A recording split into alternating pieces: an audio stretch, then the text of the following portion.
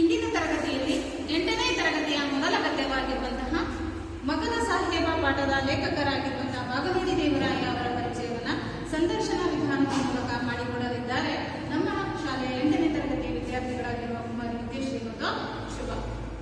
ಬಾಗಲೋಡಿ ದೇವರಾಯ ಅವರ ಜನನ ಯಾವಾಗ ಆಯಿತು, ಅವರು ಎಷ್ಟರಲ್ಲಿ ಜನಿಸಿದರು, ಅವರ ವೃತ್ತಿ ಜೀವನ ಯಾವಾಗ ಆರಂಭ ಆಯಿತು, ಭಾರತದ ರಾಯಭಾರಿಯಾಗಿ ಯಾವ ಯಾವ ದೇಶಗಳಲ್ಲಿ ಅವರು ಸೇವೆಯನ್ನ ಸಲ್ಲಿಸಿದ್ದಾರೆ, ಹಾಗೆ ಒಬ್ಬ ಸಾಹಿತಿಯಾಗಿದ್ದುಕೊಂಡು ಯಾವೆಲ್ಲ ಕೃತಿಗಳನ್ನು ರಚನೆ ಮಾಡಿದ್ದಾರೆ, ಹೀಗೆ ಬಾಗಲೋಡಿ ದೇವರಾಯ ಅವರಿಗೆ ಸಂಬಂಧಿಸಿದಂತಹ ಅನೇಕ ವಿಚಾರಗಳನ್ನು ಇವತ್ತು ನಿಮ್ಮ ಮುಂದೆ ಸಂದರ್ಶನದ ಮೂಲಕ ಮಂಡಿಸಲಿದ್ದಾರೆ 8ನೇ ತರಗತಿ ವಿದ್ಯಾರ್ಥಿಗಳಾಗಿರುವಂತಹ ಕುಮಾರಿ ವಿದ್ಯಶ್ರೀ ಮತ್ತೆ ಶುಭ. ಈ ಉಪಯುಕ್ತ ಮಾಹಿತಿಗಳನ್ನ ನೀವೆಲ್ಲ ತಿಳ್ಕೊಳ್ಬೇಕು ಅಂತೇಳಿ ಈ ಮೂಲಕ ನಾನು ನಿಮಗೆ ತಿಳಿಸ್ತಾ ಇದ್ದೀನಿ. ಹಾಗಾದ್ರೆ ಮಕ್ಕಳೇ, ವಿದ್ಯಶ್ರೀ ಮತ್ತು ಶುಭ ಇವರನ್ನ ನಾವು ವೇದಿಕೆಗೆ ಆಹ್ವಾನಿಸೋಣ. ಬನ್ನಿ ಮಕ್ಕಳೇ.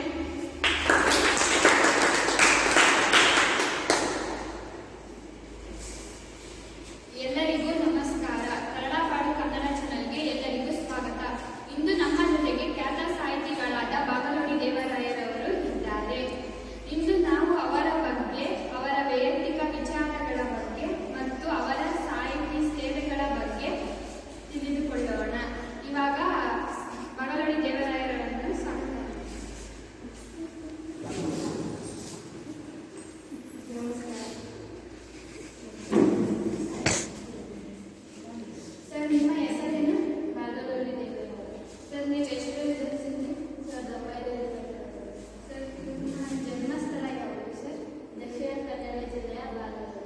ಸರ್, ನೀವು ಭಾರತದ ರಾಯಭಾರಿಯಾಗಿ ಯಾವ ಯಾವ ದೇಶಗಳಲ್ಲಿ ಸೇವೆ ಸಲ್ಲಿಸಿದ್ದೀರಾ? ಇಟಲಿ, ನೇಪಾಳ, ನೈಜೀರಿಯಾ, ಫಿಲಿಪೈನ್ಸ್ ಮುಂತಾದ ದೇಶಗಳು. ಸರ್, ನೀವು ರಚಿಸಿದ ಕೃತಿಗಳು ಹುಚ್ಚು, ವಯಸ್ಸಿಕ, ಇತರ ಕಥೆಗಳು, ಆರಾಧನಾ, ರುದ್ರ ಇತರ ಕಥೆಗಳು ಸೇರಿದಂತೆ 24 ಕೃತಿಗಳು. ಸರ್, ನೀವು ನಿಮ್ಮ ವೃತ್ತಿ ಜೀವನವನ್ನು ಎಲ್ಲಿ ನಡೆಸಿದ್ದೀರಿ? ಮಂಗಳೂರಿನ ಸರ್ಕಾರಿ ಕಾಲೇಜಿನಲ್ಲಿ ಪ್ರಾಧ್ಯಾಪಕರಾಗಿ. ಇದುವರೆಗೆ ನಮ್ಮ ಜೊತೆಗೆ ಇದ್ದು ಅವರ ತಮ್ಮ ಜೀವನದ ಬಗ್ಗೆ ತಿಳಿಸಿಕೊಟ್ಟು ಮತ್ತು ಸಾಹಿತ್ಯ ಸೇವೆಗಳ ಬಗ್ಗೆ ತಿಳಿಸಿಕೊಟ್ಟಂತ ಬಾಗಲೋಡಿ ದೇವರಾಯರಿಗೆ ಧನ್ಯವಾದಗಳು. ಇದುವರೆಗೂ ಸಂದರ್ಶನ ವಿಧಾನದ ಮೂಲಕ ಬಾಗಲೋಡಿ ದೇವರಾಯ ಅವರ ಪರಿಚಯವನ್ನ ಮಾಡಿಕೊಂಡಂತಹ ಕುಮಾರಿ ವಿದ್ಯಶ್ರೀ ಮತ್ತು ಶುಭ ಇವರಿಗೆ ಧನ್ಯವಾದಗಳು.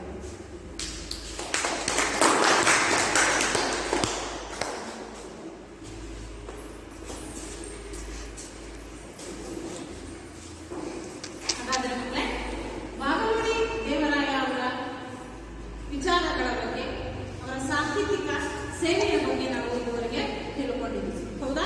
ಬಾಗಲೋಡಿ ದೇವರಾಯ ಅವರು ಎಷ್ಟರಲ್ಲಿ ಜನಿಸಿದ್ರು? 1927.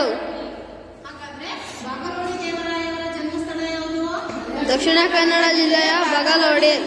ದಕ್ಷಿಣ ಕನ್ನಡ ಜಿಲ್ಲೆಯ ಬಾಗಲೋಡಿಯಲ್ಲಿ.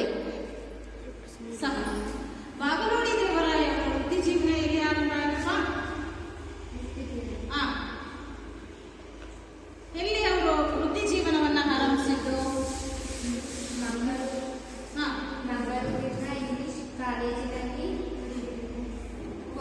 ಮಂಗಳೂರಿನ ಸರ್ಕಾರಿ ಕಾಲೇಜಿನಲ್ಲಿ ಪ್ರಾಧ್ಯಾಪಕರಾಗಿ ಇವರ ವೃತ್ತಿ ಜೀವನವನ್ನ ಆರಂಭಿಸಿದರು. ಹೌದಲ್ವಾ?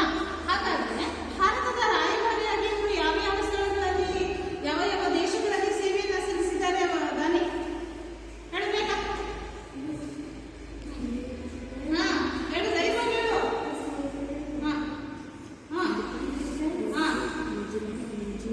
ಇಟಲಿ, ಯಾವ ಯಾವ ಸ್ಥಳ? ಇಟಲಿ, ನೇಪಾಳ, ನೈಜೀರಿಯಾ,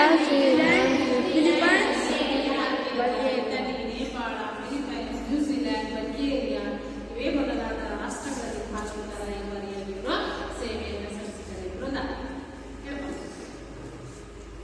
ಬಾಗಲೋಡಿ ದೇವರಾಯ ಅವರು ರಚಿಸಿರುವಂತಹ ಕೃತಿಗಳು ಯಾವ್ಯಾವು?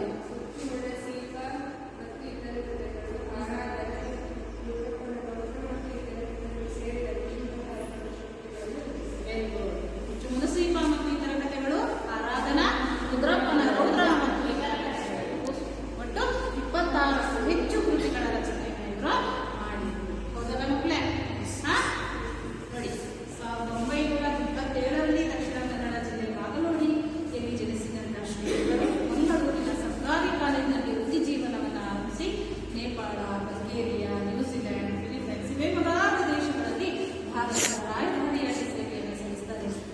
ಸ್ಫೂರ್ತಿಯಾಗಿಕೊಂಡು ಮುಸೀಪ ಮತ್ತು ಇತರ ಕಥೆ ಆರಾಧನ ರುದ್ರಪ್ಪನವರ ಇತರ ಕಥೆಗಳು ಎಂಬ ಕೃತಿಯನ್ನು ಒಳಗೊಂಡಂತೆ 26 ಹೆಚ್ಚು ಕೃತಿಗಳ ರಚನೆಯನ್ನ ಮಾಡುವಂತಹ ಶ್ರೀಯುತರು ಕನ್ನಡ ಸಾಹಿತ್ಯಕ್ಕೆ ಅಮೂಲ್ಯವಾದ ಸೇವೆಯನ್ನ ಸಲ್ಲಿಸಿರುವಂಥದ್ದು.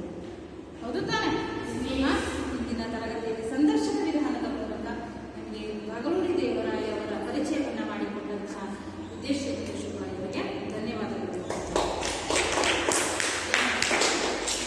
ಕಟ್ ಮಾಡೋಣ.